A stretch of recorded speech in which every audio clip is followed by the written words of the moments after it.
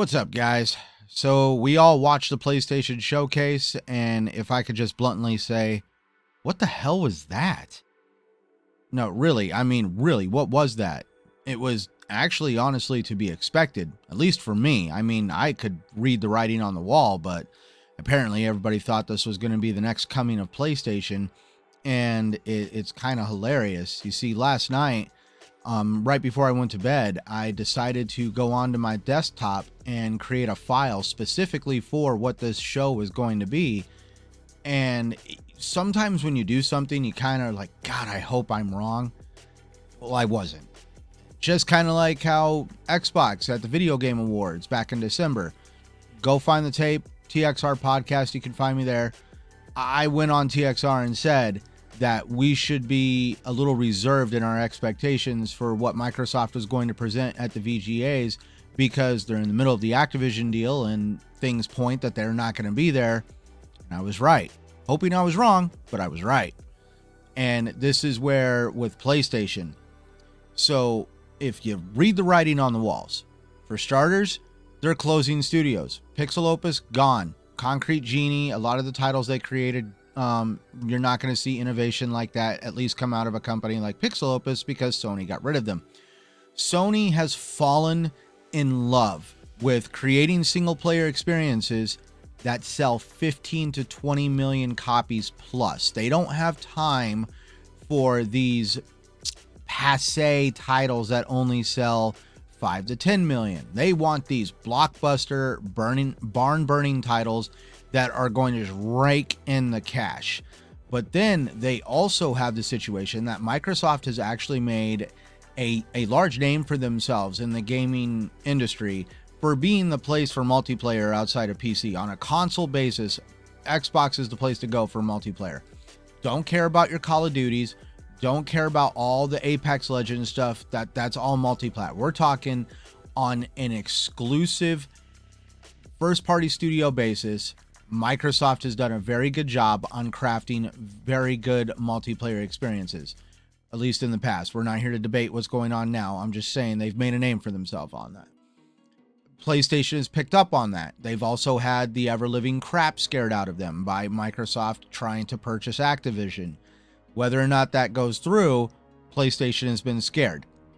And so therefore, they have all decided over at PlayStation that they need to have a little bit more of a solid foundation for multiplayer games in their portfolio. And that's where they obviously bought Bungie.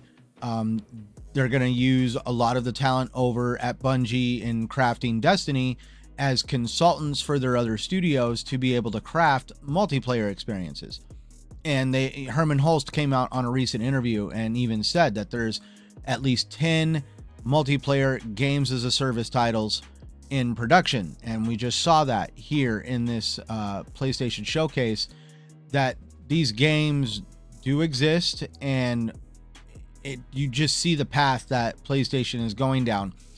The foundation that they made in their company by making great single player games is being sacrificed to build the foundation for multiplayer games as a service. And what's scary about that is, so you're not going to see all these single player experiences coming out of PlayStation as you would think on a more regular basis.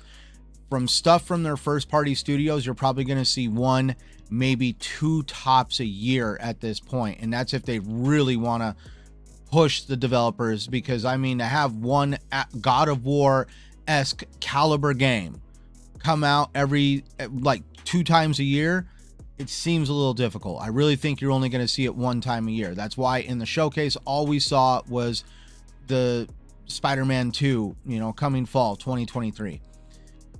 To really sum up the showcase, for starters, it was a lot of games as a service for Sony's first party studios.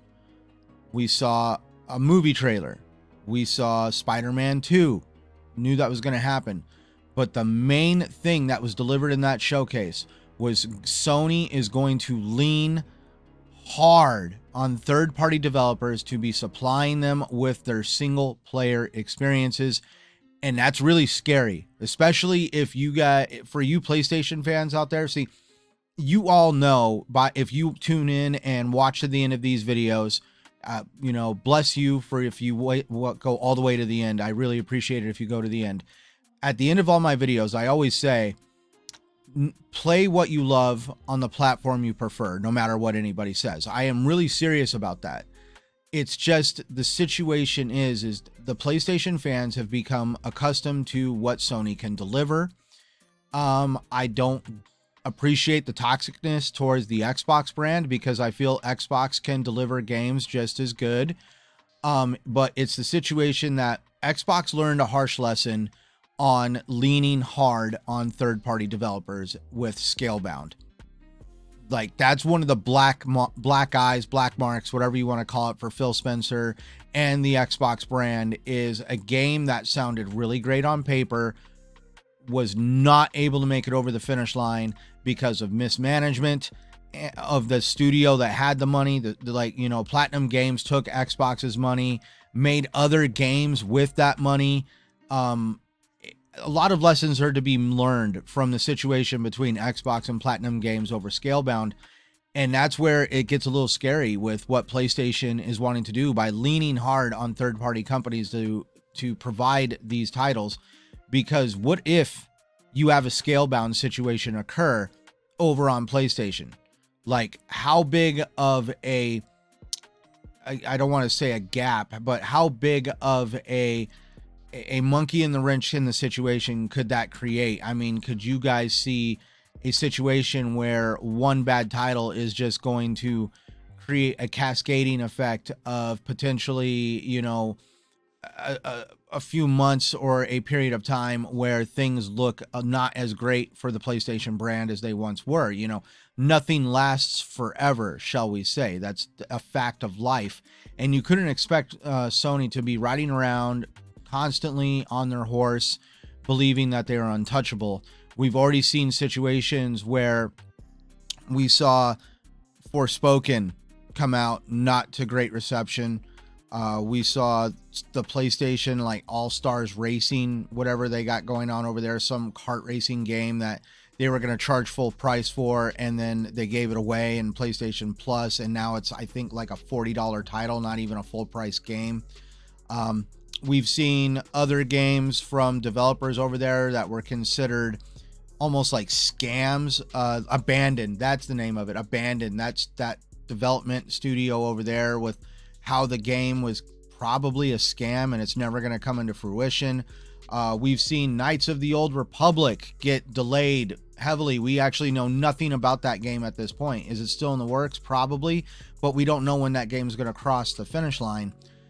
There is a huge fundamental flaw in leaning too hard on third-party developers to supply you with a certain form of content. And it just seems like Sony is not even learning for their own lessons. They have fundamentally relied too heavily on Activision to provide them with the multiplayer experience that they need over there through Call of Duty. And then Xbox is potentially going to upset that. And so out of sheer reaction, they're going to start sacrificing other parts of game development in name for trying to recreate the Call of Duty. And it just seems like they're not seeing from the mistakes that this is a bad idea at the end of the day. And to make it even more hilarious, Xbox came out and made a tweet right after the show. This is where, everybody was saying Xbox chose violence this morning after the showcase. It's funny. Right after the PlayStation showcase, Xbox put out a tweet showing that 12 of the games at the showcase are actually multiplat, including Metal Gear Solid Snake Eater. There is a lot of good games, yes, in that showcase. I'm looking forward to some of them. But when it comes to what was delivered on a first-party studio basis, lots of games as a service, some Splatoon foam party game, Foam Stars. Like I made a joking tweet about that on somehow Xbox delivers with Redfall and everybody lost their damn mind, but PlayStation's gonna give you a foam party. I'm not gonna tear down the PlayStation brand and say that it's this, that, or the other. I'm just saying that for those that like to go over and tear down the Xbox brand just because the Xbox logo is on it and the color is green, you guys got served some harsh medicine today in this showcase. And at the end of the day, you need to really look hard at the direction that Sony is going. And if you're going to tell me to demand better of Xbox, you better demand better of PlayStation, because they're going down a road that I don't think you guys are willing to accept is going to happen. So I'm not going to go on to this. I'm not going to be like heavy hitting on this subject any longer. I appreciate you guys all tuning in to this video. It's quite sad that I was looking forward to actually being able to delete that file and come on here and be like, oh my God, PlayStation has this and PlayStation has that. But they honestly didn't show me anything that was new, shocking. We knew about Spider-Man. I knew from the interviews with Herman Hulst that they were going to go heavy and hard with games as a service. And I was just really wondering what they were going to provide for a single player experience. And there was really not much there to write home about from their first party studios. And a majority of what I'm interested in is multiplat, and I'm just going to get it on Xbox. So, I guess for 2023, the only title I've got to look forward to on PlayStation is Spider-Man this fall. Appreciate you all tuning in. Remember, everybody, please play the games you love on the platforms you prefer. Always, please take the time to like, subscribe, comment down below, all that good stuff YouTube likes to see. And at the end of the video here, if you like the content, please explore my channel, click on the end card, see my latest videos that I've put out. And until next time we meet again, my friends, thank you for watching.